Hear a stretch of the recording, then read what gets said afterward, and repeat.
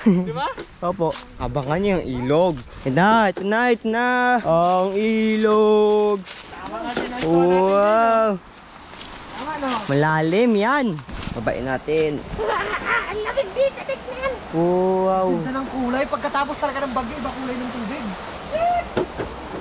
Wow. Ano, may sarap, Meng?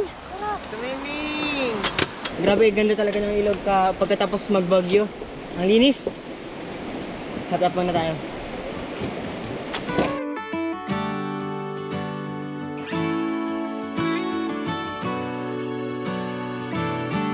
Sarap talaga ng ilog. Sobrang linaw, man! Namiss ko tong ganitong ilog, yung malinis na malinis. Kasi kapag normal na mga araw, normal na panahon, tamang ulan lang na mahina, hindi lumilinis ng ganito yung ilog eh. Ngayon, no? Ang maganda, walang mga dahon, no? Walang mga dahon, walang mga sanga-sanga kasi wash out nga lahat. Tapos ngayon, malinis na yung tubig na binubuga niya. Kain na!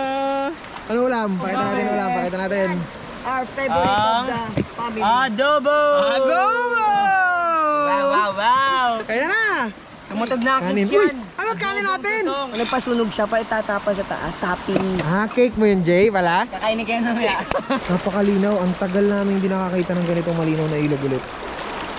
Kailangan pa talaga ng bagyo ulit minsan para maiayos at malinis sa mga bagay-bagay. Ang lalim dyan, no, sa side na yan. Kaya dito talaga kami umakyat. Sila